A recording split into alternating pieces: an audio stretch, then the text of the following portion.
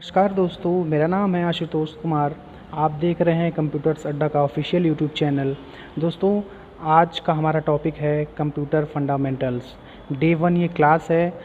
मैं एक सीरीज़ लेकर के आया हूँ ट्रिपल सी की, जिसके बारे में आपको बता भी चुका हूँ। पिछली क्लास में हम लोगों ने इंट्रोडक्शन जाना ट्रिपल सी के बारे में। ठीक है, अगर आपको इसके बारे में और डिटेल जाननी हो तो आप प्लीज़ मेरे इस पिछले वीडियो को देखें। और चलिए शुरू करते हैं। दोस्तों, आज का जो मेरा टॉपिक है वो इंट्रोडक्शन ऑफ कंप्यूटर है। तो आने वाले स्लाइड में हम क्या सीखेंगे उसी के बारे में मैंने यहाँ पे बताया हुआ है। दोस्तों, जो हमारा कंटेंट है उसमें सबसे पहले मैं बात करूँगा इंट्रोडक्शन ऑफ कंप्यूटर की। दूसरे नंबर पे हम लोग बात करेंगे ऑब्जेक्टिव ऑफ कंप्यूटर्स की, कंप्यूटर का उद्देश्य बेसिकली क्या था आना, और हिस्ट्री ऑफ कंप्यूटर, कंप्यूटर का इतिहास क्या रहा है। चौथे नंबर पे हम लोग बात करेंगे कैरेक्टरिस्टिक्स ऑफ कंप्यूटर की, कंप्यूटर की विशेषताएं। And last option application of computer, computer के अनुप्रयोग के बारे में हम लोग बात करेंगे। तो दोस्तों, चलिए शुरू करते हैं। सबसे पहले बात कर लें कंप्यूटर की। कंप्यूटर होता क्या है? कंप्यूटर दोस्तों बेसिकली एक शब्द है कंप्यूट, उसी से यह शब्द आया हुआ है। कंप्यूट का मतलब होता है गणना करना, किसी भी चीज़ को कैलकुलेट करना। ठीक है, कंप्यूटर को बेसिकली एक कैलकुलेशन डिवाइस माना जाता है, और इसकी सबसे मेन प्रॉपर्टी ये होती है कि ये अरिथमेटिक के ऑपरेशन को बहुत तेज़ी से कैलकुलेट करता है। और आप देखें, सबसे पहला जो कंप्यूटर माना जाता है वो कैलकुलेटर को माना जाता है। बट कैलकुलेटर और कंप्यूटर में जो सबसे मेन डिफरेंस होता है वो ये होता है कि कैलकुलेटर किसी भी ऑपरेशन को सेव नहीं करता है, लेकिन कंप्यूटर कोई भी ऑपरेशन अगर करता है, ठीक है, जो भी डेटा पे ये काम करता है उसको अपने पास स्टोर भी कर लेता है। कंप्यूटर को एक डिवाइस के रूप में भी हम लोग जानते हैं जो डेटा पे काम करता है, जैसे कि आप यहाँ पे भी देख सकते हैं। डेटा होता क्या है? डेटा के बारे में थोड़ी सी इन्फॉर्मेशन मैं आप लोगों को बता दूं। डेटा किसी भी फॉर्म में हो सकता है। बेसिकली डेटा को हम लोग रॉ मटेरियल भी बोल सकते हैं, जिससे मिल करके कोई एक फाइनल इन्फॉर्मेशन तैयार होती है। ठीक है, डेटा नंबर्स हो सकता है, लेटर्स हो सकता है, सिंबल्स हो सकता है, या साइज हो सकता है। ठीक है, और ये डिफरेंस इसमें बहुत ढेर सारे होते हैं, जैसे लेटर अलग होता है, सिंबल्स अलग होता है। ठीक है, और ये कंप्यूटर एप्लीकेशन के प्रकार पर भी ये चीज़ निर्भर करती है कि वो डेटा बेसिकली है क्या। अब आगे देखें कि जब भी हम चाहते हैं, ठीक है, कंप्यूटर में डेटा को हम लोग स्टोर कर सकते हैं, ठीक है, प्रोसेस कर सकते हैं, और उसको फिर से हम लोग प्राप्त कर सकते हैं। मतलब कि हमने कोई एक ऑपरेशन किया, हमने कोई एक काम कंप्यूटर में किया, उस पर प्रोसेस हो गया, और उसका कोई भी रिजल्ट एक निकल गया, तो वहाँ पे तो चीज़ें समाप्त हो गई। लेकिन आप अगर चाहते हैं तो वो चीज़ें आप फिर से भी रिवाइज करके भी आप देख सकते हैं, या उसको फिर से उसका इस्तेमाल कर सकते हैं। ये भी एक कंप्यूटर की बात है। दूसरे नंबर पे देखिए कि कंप्यूटर का जो डेटा प्रोसेसिंग है वो इतना बेहतरीन है कि ठीक है, इतना कारगर है कि उसमें किसी भी तरह की कोई गलती नहीं होती है। इसलिए इसको डेटा प्रोसेसर के भी नाम से हम लोग जानते हैं। ठीक है, क्योंकि ये डेटा पे ही काम करके हमको इन्फॉर्मेशन फाइनली प्रोवाइड करता है। कंप्यूटर पहले क्या करता है? सबसे पहले डेटा को रिसीव करता है, उस पर प्रोसेस करता है, और उसके बाद हमको एक फाइनली एक इन्फॉर्मेशन हमारे लिए जनरेट करता है। ठीक है, चलिए कंप्यूटर की अब परिभाषा जानते हैं कि बेसिकली कंप्यूटर क्या होता है। ठीक है, अभी तो हम लोग इसके वर्क पे बात कर रहे थे। कंप्यूटर बेसिकली एक इलेक्ट्रॉनिक डिवाइस होता है दोस्तों। कंप्यूटर क्या होता है? एक इलेक्ट्रॉनिक्स डिवाइस होता है जो किसी भी यूज़र से इनपुट लेता है, ठीक है, और उस पर प्रोसेस करता है, और यूज़र की आवश्यकता के अनुसार हमें क्या देता है? आउटपुट देता है। क्या देता है? आउटपुट देता है। मतलब कि आपको कोई काम करना था इस पे, कंप्यूटर पे, सपोज करिए कि आपको जोड़ना था 3+2, तो वो जो 3 होगा, वो जो प्लस होगा, वो जो 2 होगा, ये सब हमारे डेटा हैं। ठीक है, जब हम इनको कीबोर्ड के थ्रू इनपुट कराते हैं सिस्टम में, तो ये इनपुट हो जाने के बाद इस पे जो इसका जो प्रोसेसर होता है वो इस पे प्रोसेस करता है इसको, और हमारे रिजल्ट के हिसाब से हमको आंसर दे देता है, जो कि 5 होता है। 3+2 को अगर हम कैलकुलेट करें तो 5 आता है। ठीक है, इसके बाद कंप्यूटर के द्वारा जो बेसिकली काम होते हैं वो 3 तरह के होते हैं। पहला इनपुट होता है, दूसरा प्रोसेस होता है, और तीसरा आउटपुट होता है। अभी मैंने जैसे कि बताया, सबसे पहले कंप्यूटर क्या करता है? इनपुट लेता है। जो भी डेटा आप उसमें इनपुट कराना चाहते हैं वो इनपुट डिवाइस के माध्यम से इनपुट कराते हैं, एंड देन उस पर प्रोसेस होता है, फिर उसका हमें रिजल्ट मिलता है। इसके बाद कंप्यूटर की कैरेक्टरिस्टिक्स के बारे में बात कर लेते हैं। बेसिकली कंप्यूटर की बहुत ढेर सारी विशेषताएं हैं, लेकिन मैं यहाँ पे कुछ ऐसी चीज़ें हैं जो इसको यूनिक बनाती हैं, वही चीज़ें मैं आप लोगों के पास लेकर के आया हूँ। सबसे पहले बात करें कंप्यूटर क्या होता है, ऑटोमेटिक होता है। कंप्यूटर क्या होता है, एक ऑटोमेटिक मशीन है, ठीक है।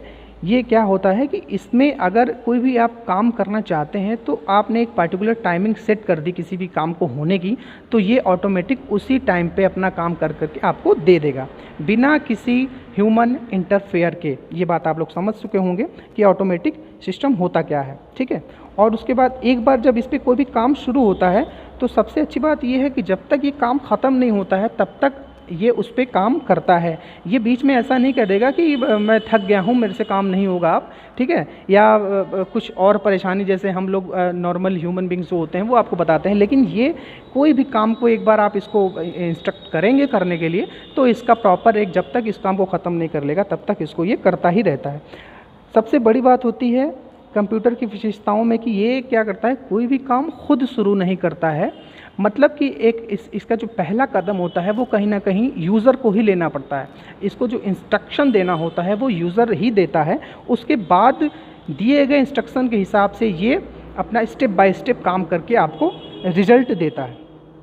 और देखिए उन निर्देशों से ये काम करता है जो सिस्टम के अंदर प्रोग्राम के रूप में स्टोर होते हैं, ठीक है। मतलब कि आपने इसके अंदर कोई भी एक एप्लीकेशन लगा रखा है, सपोज़ करिए कि आपको प्रिंट देना है, आपने लगा दिया उसमें प्रिंट में प्रॉपर्टीज़ में जाके कि आपको ब्लैक एंड वाइट प्रिंट चाहिए, 2 नंबर से लेकर के 10 नंबर का पेज चाहिए, ठीक है। तो आपने लगा दिया। अब वो प्रोग्रामिंग इस तरह से ही होती है उस प्रिंटर एप्लीकेशन की, जो भी आप इंस्टॉल करते हैं वो आपको पर्टिकुलर स्पेसिफिक वही पेज आपको प्रिंट करके देता है। अब चलिए नेक्स्ट स्लाइड की तरफ चलते हैं। दूसरी जो विशेषता होती है दोस्तों वो होती है एक्यूरेसी, ठीक है। दूसरी विशेषता होती है एक्यूरेसी। कंप्यूटर की जो एक्यूरेसी होती है बहुत ही ऑथेंटिक होती है। मतलब इसमें कहीं से भी कोई आपको लेकिन नहीं मिलेगी, एरर नहीं मिलेगा, ठीक है। 100% ये जानकारी आपको सही देता है अगर आपने उसमें इनपुट सही डाला हो, ठीक है। दूसरे नंबर की बात कर लेते हैं। इसकी जो एक्यूरेसी होती है ये इसके डिज़ाइन पर निर्भर करती है। कंप्यूटर के डिज़ाइन से मतलब क्या है आपका, इसमें जो लिखा हुआ है कंप्यूटर के डिज़ाइन पर निर्भर करती है। देखिए इंटरनल वही बात है कि अगर आप किसी भी इनपुट का एक ऑथेंटिक आउटपुट चाहते हैं तो आपको सबसे पहले इनपुट पे ध्यान देना होगा कि आपने किस तरह का इनपुट उसमें दिया है। कंप्यूटर के द्वारा भी गलतियां हो सकती हैं, लेकिन ये मानवीय कमजोरी के कारण होती हैं, जैसा कि इसमें हिंदी में लिखा हुआ है, ठीक है, डेटा के कारण होती हैं। वही डेटा जो आप इसमें इनपुट कराते हैं अगर वो पूरी तरह से जेन्युइन है, कोई भी उसमें एरर नहीं है, तो यकीन मानिए आपका आउटपुट भी बहुत ही बेहतरीन आएगा और ऑथेंटिक आएगा। कंप्यूटर की नेक्स्ट विशेषताओं के बारे में बात करते हुए मैं आपको बताना चाहूँगा कि कंप्यूटर की स्पीड, इसकी गति। कंप्यूटर एक बहुत ही फैक्चुअल डिवाइस होता है जो क्या करता है, बहुत ही कम समय में, बहुत ही कुछ सेकंड में बहुत सारे काम को ये हमको कर कर दे देता है। और ये यकीन मानिए जो काम कंप्यूटर सेकंड्स में भी करके, सेकंड्स के कई लाखवें हिस्से में भी करके हमको देता है, उतना ही काम अगर एक नॉर्मल ह्यूमन को करना पड़े तो वो कई साल लगा सकता है। ये इसकी बहुत बड़ी विशेषता होती है। कंप्यूटर की स्पीड के बारे में अगर हम बात करें, कंप्यूटर की जो स्पीड मापी जाती है वो सेकंड और मिली सेकंड में भी नहीं, किस में मापी जाती है, माइक्रो सेकंड में, ठीक है। एक सेकंड का कई हजारवां हिस्सा होता है माइक्रो सेकंड, उसमें मापी जाती है। अब एक जो पावरफुल कंप्यूटर होता है, जो जिसको आप सुपर कंप्यूटर बोलते हैं, ठीक है, वो क्या करता है, कई बिलियन, ठीक है, अर्थमेटिक ऑपरेशन बहुत ही नैनो सेकंड, बहुत ही कम सेकंड में करके आपको दे सकता है। इसकी इतनी क्षमता होती है। नेक्स्ट विशेषता के बारे में बात करें, डेलीगेंस, ठीक है। डेलीगेंस मतलब क्या होता है कि कंप्यूटर क्या होता है कि यह बिना रुके किसी भी काम को कर सकता है, ठीक है, और बिना किसी गड़बड़ी के करता है। एक डेलीगेंस इसके अंदर होता है, जैसे ये होता है ना प्रतिनिधित्व करना, मतलब कि आपने कोई काम दे दिया तो ये आगे बढ़ चढ़ करके उस काम को करेगा बिना थके हुए और बिना रुके हुए, ठीक है। और आप इसको अगर काम करने के लिए बहुत सारे कैलकुलेशंस दे देते हैं तो ये काम करता है, पहले बिल्कुल सटीक प्रमाण के साथ उसको कैलकुलेट करता है, उसके बाद आपके सामने उसका परिणाम लेकर के आता है। कंप्यूटर की विशेषताओं में एक और बात कर लेते हैं वर्सटैलिटी की। बहुमुखी प्रतिभा होती है ये। कंप्यूटर में सबसे अच्छी बात ये होती है कि ये वर्सटाइल होता है, मतलब कि एक काम तो करता ही है, मतलब आप इसको सिचुएशन के हिसाब से कहीं पे कुछ भी इसका यूज़ कर सकते हैं, ठीक है। ये सबसे बेहतरीन इसकी जो कैरेक्टरिस्टिक्स है उसमें एक माना जाता है। ये क्या करता है, ये एक एग्जामिनेशन के आउटपुट यानी कि परिणाम को भी तैयार कर सकता है, और अगले ही पल आप इसको क्या कर सकते हैं, बिजली के बिल तैयार करने में भी इसका इस्तेमाल कर सकते हैं। तो इस तरीके के काम ये कर सकता है, इसीलिए इसको बोलते हैं वर्सटाइल। कंप्यूटर की एक विशेषता होती है वर्सटैलिटी की, ठीक है। नेक्स्ट बात कर लेते हैं पावर ऑफ रिमेंबरिंग की, ठीक है। पावर ऑफ रिमेंबरिंग जो कंप्यूटर का एक बेहतरीन विशेषताओं में से एक है, याद रखने की शक्ति जो होता है, ठीक है। कंप्यूटर अपने स्टोरेज डिवाइस की क्या करता है, उसकी हाई कैपेसिटी के कारण किसी भी, ठीक है, किसी भी मात्रा में डेटा को स्टोर कर सकता है और उसको पुनः प्राप्त कर सकता है, ठीक है। यही इसकी एक सबसे बड़ी शक्ति होती है, पावर ऑफ रिमेंबरिंग कंप्यूटर की। किसी भी काम को ये करता है, करने के साथ साथ उस काम को ये रिकॉर्ड भी करके रखता है अपने पास में, कि आपको दोबारा ज़रूरत हुई आप उसको दोबारा भी पुनः प्राप्त कर सकते हैं, ठीक है। उसके बाद हम बताएं, इसमें आपने किसी एक काम को सपोज करके इसमें प्रोसेस करा दिया हो और उसके बाद कुछ लंबे समय तक उसका इस्तेमाल ना हुआ हो, लेकिन अचानक अगर वो काम वो फाइल आपको अचानक उसकी ज़रूरत पड़ गई, तो ये आपको वहीं से पुनः आप इसको प्राप्त कर सकते हैं। और इसमें सबसे अच्छी बात यह है कि बहुत सारे वर्षों के बाद भी इसमें इंफॉर्मेशन को फिर से प्राप्त किया जाता है और बिल्कुल उसी तरह सटीक होता है जैसे आपने इसको सेव करके रखा होता है। अब इसके बाद बात करें तो कंप्यूटर की एक विशेषता ये भी है, ये इसको आप डिसएडवांटेज भी बोल सकते हैं, कि इसमें नो इंटेलिजेंस कोशेंट होता है, मतलब इसका कोई बौद्धिक स्तर नहीं होता है। कंप्यूटर बेसिकली एक जादू डिवाइस नहीं है, ठीक है। कंप्यूटर कोई ऐसा जादू नहीं है, इसकी कोई अपनी इंटेलिजेंस नहीं होती है, ठीक है। ये क्या करता है, इसका IQ लेवल बिल्कुल शून्य होता है। इसे जो इंस्ट्रक्शन आप देंगे उसी के हिसाब से उसी सीक्वेंस में ये आपको परिणाम देता है, ठीक है। और यह अपना निर्णय खुद नहीं ले सकता है। लेकिन आजकल इस पे बहुत तेज़ी से काम हो रहा है, जिसको हम लोग जानते हैं आर्टिफिशियल इंटेलिजेंस के नाम पे।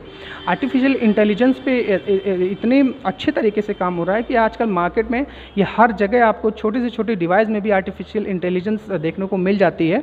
आर्टिफिशियल इंटेलिजेंस बेसिकली होता क्या है, इसके बारे में एक अलग से मैं वीडियो सेपरेटली बनाने की सोच रहा हूँ, लेकिन यहाँ पे बस आपको ये समझना है कि खुद का IQ लेवल नहीं होता है कंप्यूटर में, ठीक है। चलिए आगे चलते हैं, नेक्स्ट बात करें। कंप्यूटर की विशेषताओं में कोई फीलिंग नहीं है, ठीक है। आप लोग सभी लोग जानते होंगे कि ह्यूमन टेंडेंसी एक है कि सबके पास में अपनी अपनी अलग अलग फीलिंग्स होती है, लेकिन इसके पास कोई फीलिंग्स, कोई भावना नहीं है, क्योंकि ये क्या है, एक मशीन है, ठीक है। और हम कोई भी काम करते हैं तो वो अपने नॉलेज, अपने फीलिंग, अपने क्षमता के हिसाब से उस काम को करते हैं और निर्णय लेते हैं। लेकिन क्या करता है, कंप्यूटर ठीक उसी तरह से ही काम करेगा जिस तरह से हमने इसको निर्देश दिया होगा, ठीक है।